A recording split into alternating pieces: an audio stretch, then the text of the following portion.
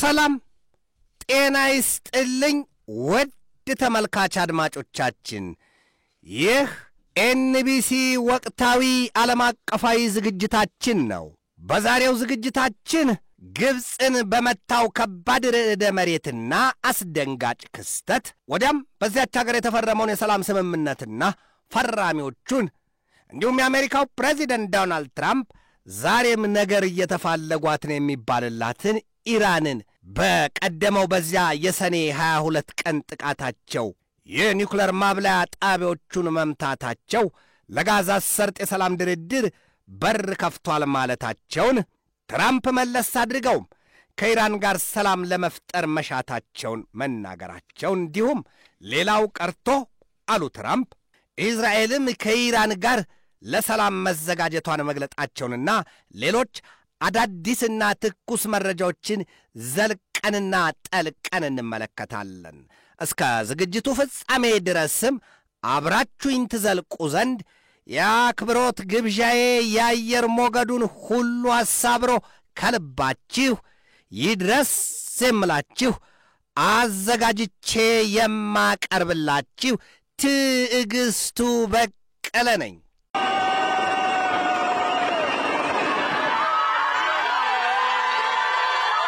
ሰርግና ሞት አንድ ነው ይሏል ኢትዮጵያውያን አበው። በግብፅ ትናንት ያጋጠመው ደግሞ ምርቅና ፍትፍት ይሉትን ነው የሆነው።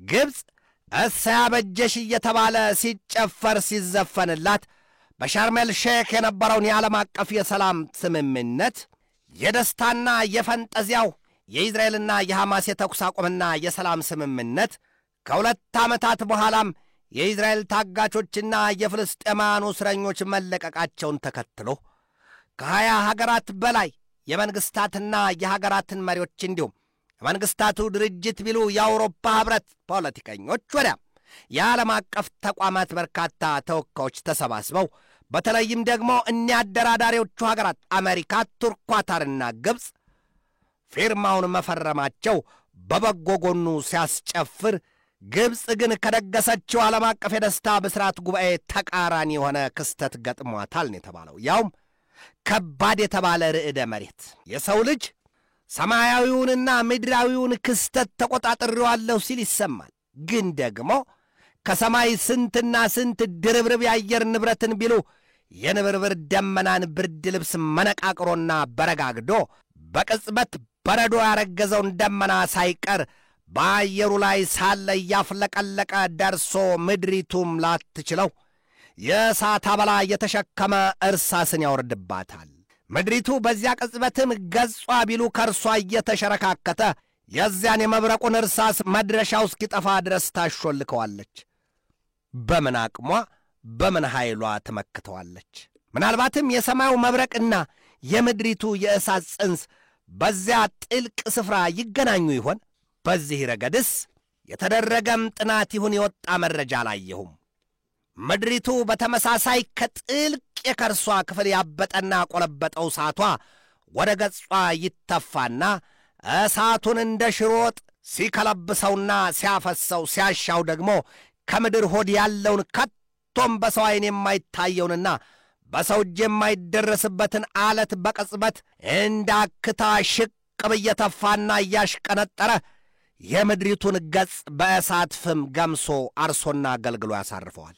በዚያን ጊዜ ታዲያ የምድሪቱ ገጽ ነዋሪ ሕያውያን ፍጥረታት አምነው ቤት ሰርተውና መኖሪያቸውን መቀበሪያቸውም ያደረጓት በተለይም የሰው ልጆች ዋይታና ሰቆቃቸውን አለማየት አለመስማት አድርስ ነው። ታዲያ ዛሬ ከወደ ሰሜን አፍሪካዊቷ ሀገር ከዚያች በሻርሜል ሼክ የመዝናኛ ከተማዋ የሰላም ስምምነት ዓለም አቀፍ ጉባኤ ያስተናገደችው ሀገር ግብፅ በዘመናዊ ታሪኳ ደርሶባትም ይሁን አጋጥሟት አይታውም ሰምታውም የማያውቅ የርዕደ መሬት አደጋ ገጥሟት እስካሁን በተለይም ይህንን መረጃ እስካጠናቀርኩበት ጊዜ ድረስ 450 ሰዎች ሕይወታቸውን ማጣታቸውን የተነገረው። ከዚያም ውጭ ግብፅ ከ200 በላይ ተጠቃሽ ሕንፃዎቿ ፍርስርሳቸው ወጥቶ ድቤ ሆነዋል ነው የተባለው። በዚያ ከ450 በላይ ሰዎችን በገደለው ከባዱ ርዕደ መሬት ከ4000 በላይ ሰዎችም በጽኑ መቁሰላቸው ነው የተሰማው። የ402 ሰዎች አስከሬን ይህ ዘገባ እስከተጠናቀረበት ጊዜ ድረስ መገኘቱን በተለይም የሀገሪቱ የውስጥ ጉዳይ ሚኒስትር ባለሥልጣናት ገልጠዋል ነው የተባለው።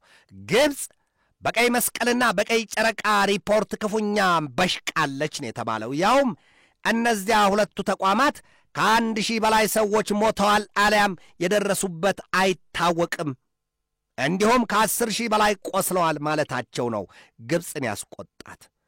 ከሟቾቹ ደግሞ ብዙዎቹ በካይሮና በጊዛ ከተሞች መሆኑም የተገለጠው። ሁለቱን ከተሞች ካይሮና ጊዛን የሚለያቸው እነርሱ የናይል ወንዝ የሚሉት ከኢትዮጵያው ማኅፀን የተወለደው የአባይ ወንዝ እዚያ ሲደርስ ናይል ይባላል።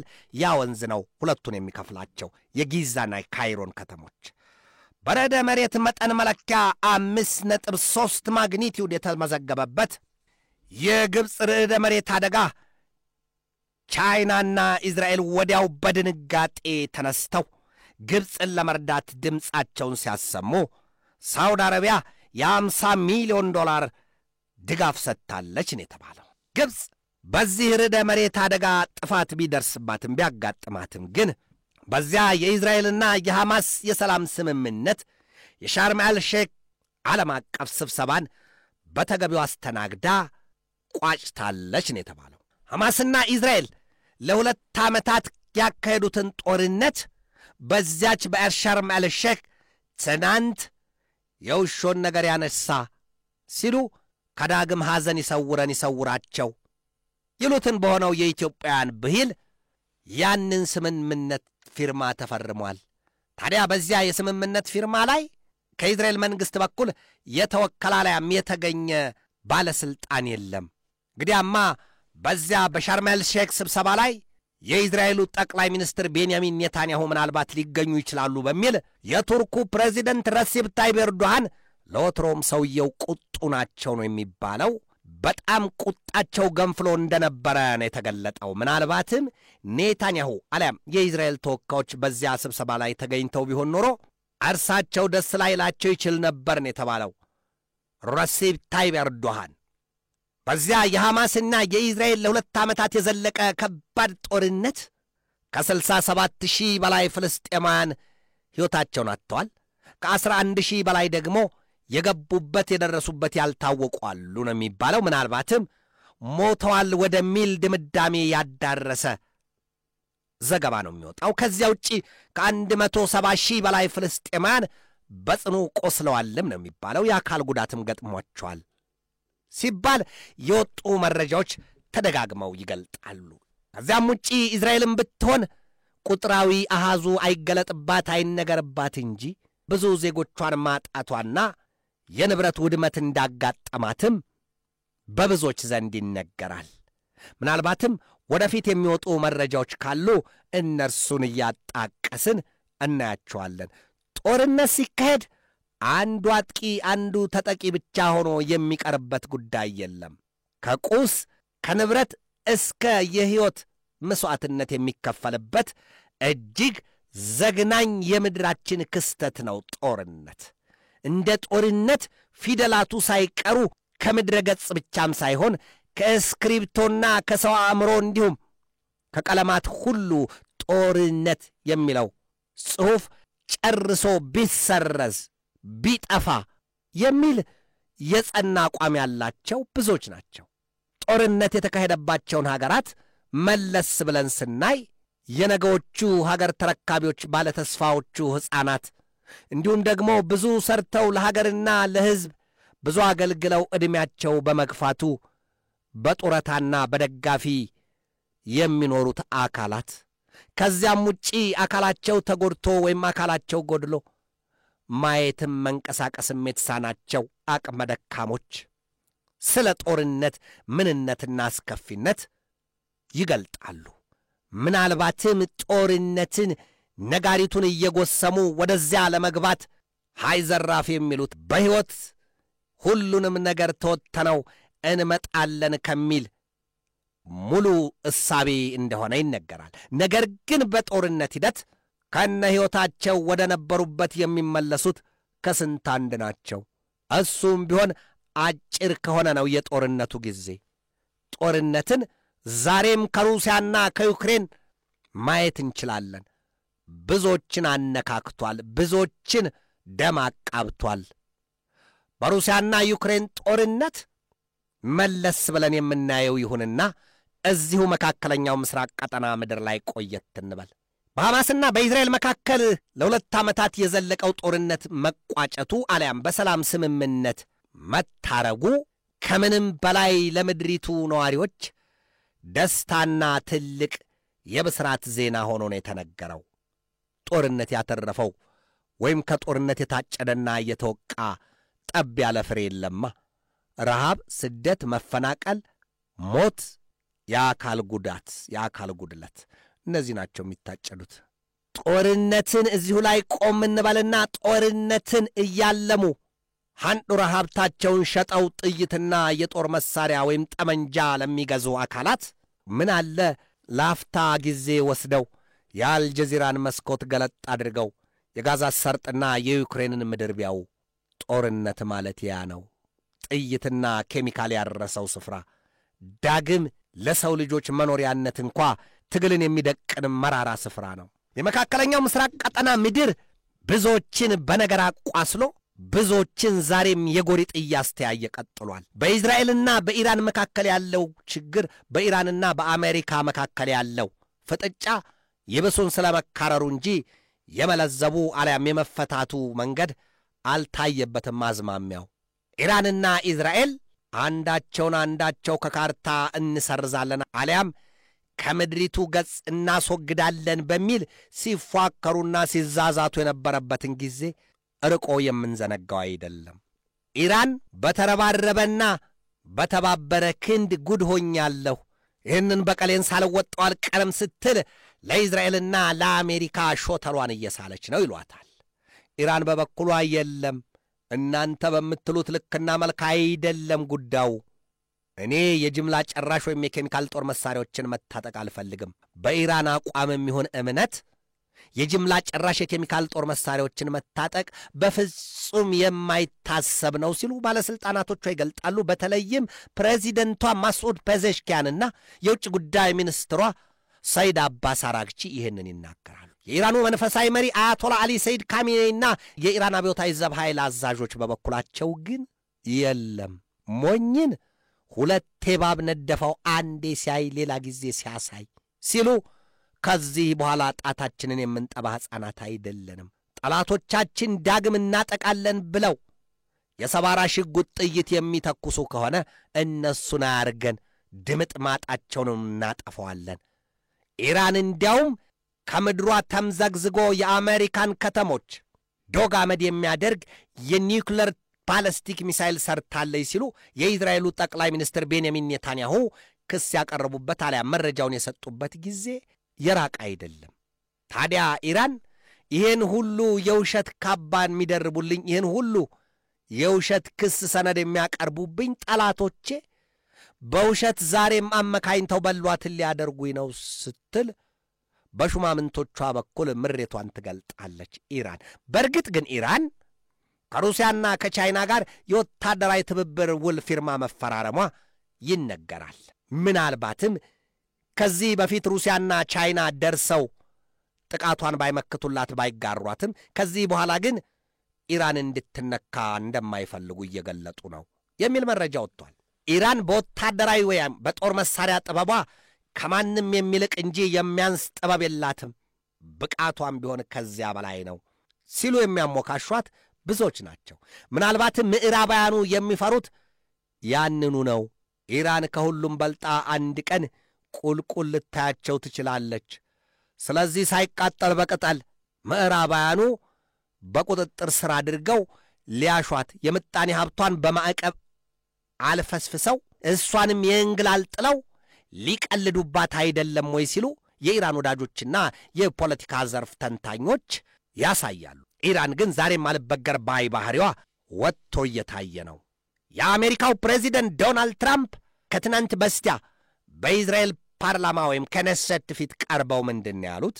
የኢራንን የኒውክሌርና የባላስቲክ ሚሳይሎች እነዚያን ስፍራዎች ዶግ አመድ አድርገን መደብደባችን የቱርቦ ቻርጅድ አድርጓታል ኢራንን።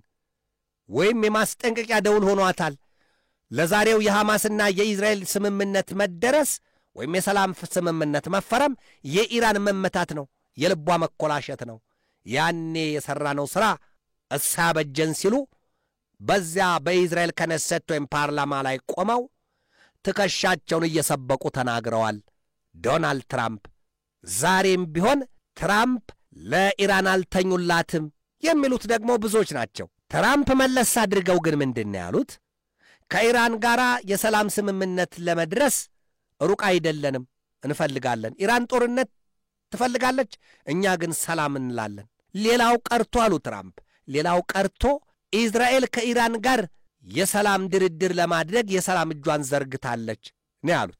የኢራን ሹማምንት በበኩላቸው የማይመስል ልብ ያቆስል፣ የማይመስል ነገር ለሚስት አትንገር ሲሉ ይሄንን ከእውነት የራቀና የማይሆን አሽክላ ሲሉ የትራምፕን ንግግር ተሳልቀውበታል። ኢራን በዚያ የግብፅ ሸርመል ሼክ የሐማስና የኢዝራኤል የሰላም ድርድር ላይም አልተገኘችም። አይን ደም ይጠላል።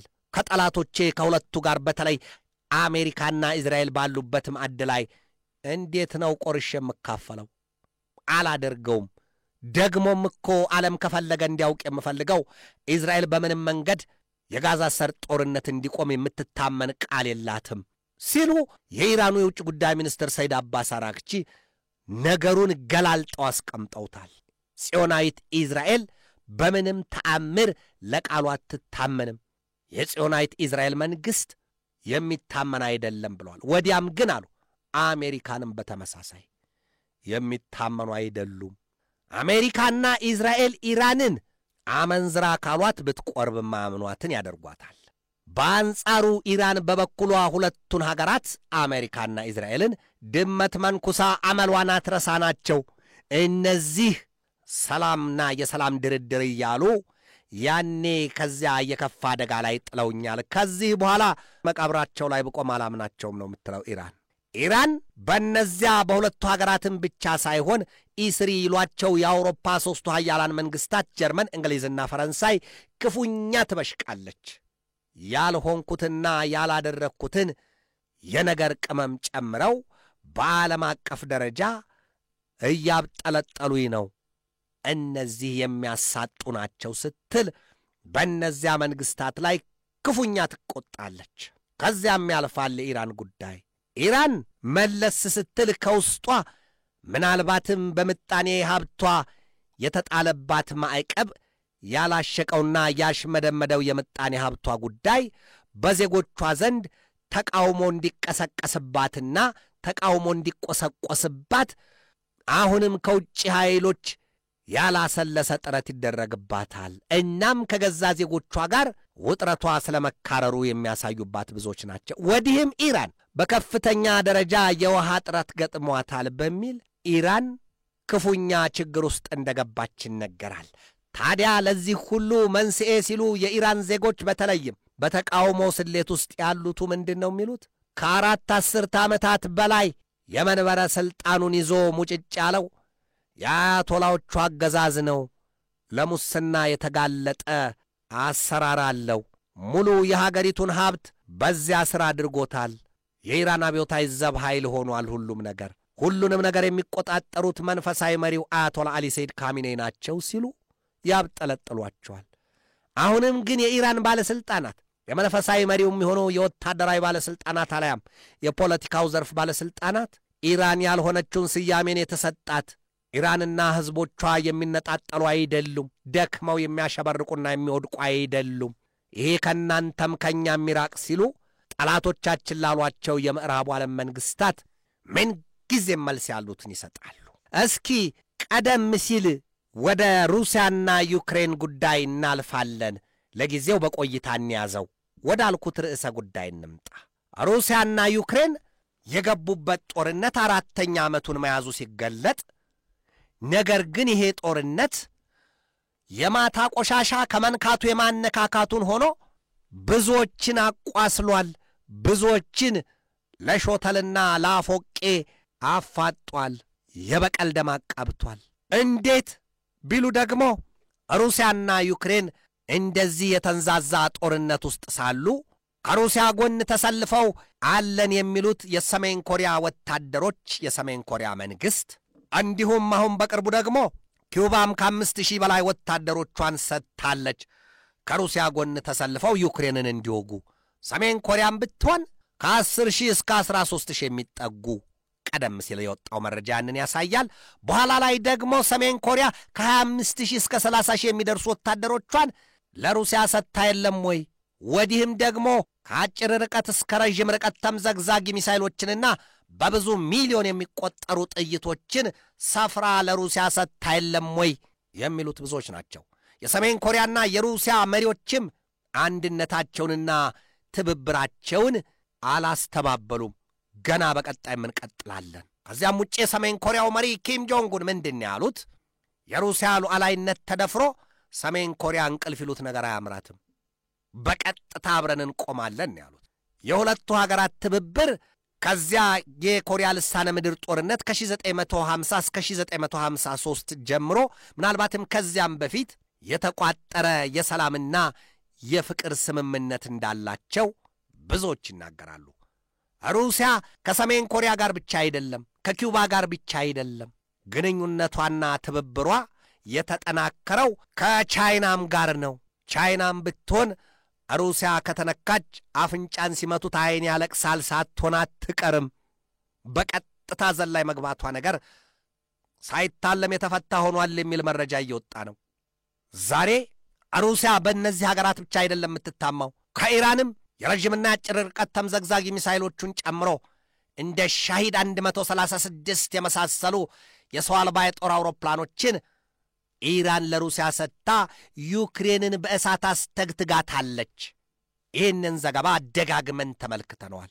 ከዚያም ውጭ ሩሲያም ብትሆን አሁን በኢራን ለሚፈራው የዳግም ጦርነት እንደ ኤስዩ 35 የመሳሰሉ የጦር ጀቶቿንና ሚግ 29 የጦር አውሮፕላኗን ለኢራን ሰጥታለች። ሩሲያ ለኢራን ብቻ አይደለም፣ ለሰሜን ኮሪያም የባህር ሰርጓጅ የጦር መርከቦቿን ጥበብ ሰጥታለች። ምናልባትም የባህር ሰርጓጅ የጦር መርከብ ለሰሜን ኮሪያ ሰርታለች የሚል መረጃ ወጥቷል። ይሄ የሰሞኑ ዜና ነው። ዛሬ በወጣ መረጃ ደግሞ የእንግሊዝ መንግስት በስጋት ንፍር ያለበትን መረጃ አውጥቷል። ያው የእንግሊዝን ጓዳ ጎድጓዳ የፖለቲከኞቹን ልብ ሳይቀር በነቂስ እየገቡ ምንጥር እያደረጉ የሚሰልሉት ሩሲያ፣ ቻይናና ኢራን ናቸው ሲል ስጋቱን ገልጧል። እንደሚታወቀው ብዙ ጊዜ ደጋግመን እንደተመለከትነው በሩሲያና በእንግሊዝ መካከል የመጠፋፊያው ሰይፍና ላጲስ ተወድሮ እንደቆመ ይነገራል፣ ይታወሳል። ሩሲያ ያንን የሰው አልባ ዱዳቁስ ከለንደን ከተማ ከጥልቁ የውሃው ክፍል ስር የፖሴይዶን ድሮኗን የኒውክሌር አረር አቅማና ለብጣ በዚያ አስተኝተዋለች፣ አስደፍጠዋለች። ደም የጠማው ነብርን ሆኖ በዚያ ይጠብቃል በል ከተባለ ግን የዚያን የባህሩን ውሃ ሽቅባረፋ እያስደፈቀና እያትወገ በቅጽበትም እያፈላና እያፍለቀለቀ በለንደን ከተማ ላይ ይከለብስባታል። ከዚያ በኋላ የለንደን ከተማ ይሏት ከተማ ያቺ ውቧ የእንግሊዝ ፕሪሚየር ሊግ ጣፋጭና መሳጭ ወዲያ ማራኪ ጨዋታዎች ሁሉ የሚታዩባት የለንደን ከተማ አጠቃላዋ እንደ ገበጣ ጠጠር ተጠራርጋ ከባህሩ ከርስ ትዘግጣለች የሚል መረጃና ማስጠንቀቂያ ከሩሲያ ሹማምንት ዘንድ በተደጋጋሚ ተነግሯል። ዛሬ እንግሊዝ ባወጣችው መግለጫ እየተሰለልሁ ነው፣ ፖለቲከኞች የክፉኛ እየተበረበሩ እየተሰለሉ ነው ስትል በሩሲያ በቻይናና በኢራን ላይ ቁጣዋ ነዷል። ወዲህም የእንግሊዝ ጦር ኃይል የወታደራዊ ሳተላይቶቹ በሩሲያ ሳተላይቶች ክትትልና ጥብቅ ቁጥጥርና ስለላ ውስጥ መሆናቸውንም አስታውቋል። መላ ጠፋ ሆዷ ገፋ አይሉትን ያስታውሳል። መፍትሄ የወታደራዊ አሊያም የጦር መሳሪያ በዚህ ዘመን መፍትሄ ሊያመጣ አይችልም። ብዙ ሰዎች ሊያልቁ ሕይወታቸውን ሊያጡ ይችላሉ፣ ንብረት ይወድማል። ነገር ግን በአሸናፊና በተሸናፊነት የሚቋጭ ነገር የለም። ያ ግዙፉ የኒውክሌር ጦርነት አንድ ጊዜ ከባተ አጥፊም ጠፊም ሳይታወቅ አሸናፊም ተሸናፊም ሳይለይ ሁሉም ተያይዞ በእሳትና ሲድ የመርዛ በላ ማለቁ ነው። ከዚያ ውጭ አሸናፊም ተሸናፊም የለም ሲሉ ኃያላኑ መንግስታት በተለይም አሜሪካ፣ ቻይናና ሩሲያ ደጋግመው ይሄንን ይናገራሉ። ግን ማን ለማስጠንቀቂያ ሰጪ እንደሆነ ለመለየት ይቸግራል። ሁሉም ሰላማዊ ነኝ ሲል እንሰማለን። ሁሉም ስለ ሰላም እጄን ዘርግቻለሁ ሲል እንሰማለን። ነገር ግን ጦርነትን የሚኖሩት እነዚያ ተናጋሪዎቹ ናቸው። ውሸት የነገሰበት፣ እውነት የተሰወረችበት፣ ከስታና መንምና አልበጠስ ብላ የምትኖርበት ዘመን። የአሜሪካው ፕሬዚደንት ዶናልድ ትራምፕ በሩሲያና በዩክሬን መካከል ያለው ጦርነት እንዲፈታ ሲሉ ከፑቲን ጋር ደጋግመው ቢነጋገሩ፣ በስልክ ቢመክሩ፣ ከዚያም ውጪ በአላስካ አንኮሬጅ ተገናኝተው ፊት ለፊት ቢነጋገሩ ፑቲን እቴን ክቻ ባቢለው አለች የዩክሬን ምድር የራሴ ነው ሲሉ በኋላ ላይ ሙሉ በሙሉ ዩክሬን የማትፈታ ከሆነ በኒውክሌር እንመታታለን የማለታቸው ነገር ወጥቶ የተሰማበት ዘመን ነው። ታዲያ በምዕራባውያኑና በሩሲያ መካከል ዛሬ በማንም የማይፈታ በየትኛው ሕግና ዳኝነት ግልግል የሌለው በከፍተኛ ደረጃ የተካረረ ውጥረት ሆኗል። ምናልባትም አንዳቸው ስንዝር ወይም ጋት ተራምደው በአንዳቸው ላይ ጥቃት ቢፈጽሙ በቀጥታ የሚሆነው ሌላ ነገር ነው። ሰሞኑን የአሜሪካው ፕሬዚደንት ዶናልድ ትራምፕ ከትናንት በስቲያ ማስጠንቀቂያ ሰጥተዋል። ሁለት ፑቲን በዩክሬን የያዙትን ጦርነት የማያቆሙ የማይጨርሱ ከሆነ በቀጥታ ያንን ያሰብነውን የቶማሃውክ ክሩይዝ ሚሳይላችንን ለዩክሬን ልንሰጣት እንችላለን። የእሳቸው ፊርማ ብቻ ነው የቀረው ለዩክሬን ይሰጥ የሚል። እንግዲያማ ባለሥልጣኖቻቸው በሙሉ ዶልተው መክረው ዘክረው ይሰጥ ሲሉ ወስነዋል። ነገር ግን የልጅ ተሟጋች ጠዋት መሬት መሬት ማታ ሰማይ ሰማይ ይሉትን ሆኖ የለም አሉ። ትራምፕ የለም ይሄን ከሰጠሁ የኔስ ጉዳይ አሉ። የሩሲያ ባለሥልጣናት ደግሞ ያንን የቶማሃውክ ክሩይዝ ሚሳይላችሁን ስጡና መልሱን የምንሰጣችሁ በኒውክለር ነው ሲሉ ቅጩን ተናግረዋል ትናንት። ከዚህ በላይ ያፈጠጠና ያገጠጠ የሞት ነጋሪ መርዶ ከዚህ በላይ ምን አለ? የዚያ የቶማሃውክ ክሩይዝ ሚሳይል የሚባለው ከ2500 ኪሎ ሜትር በላይ የሚምዘገዘግ ነው። ነገር ግን በሩሲያ ባለሥልጣናት ልብ ይሄ ብቻ አይደለም ነገሩን ያከረረው።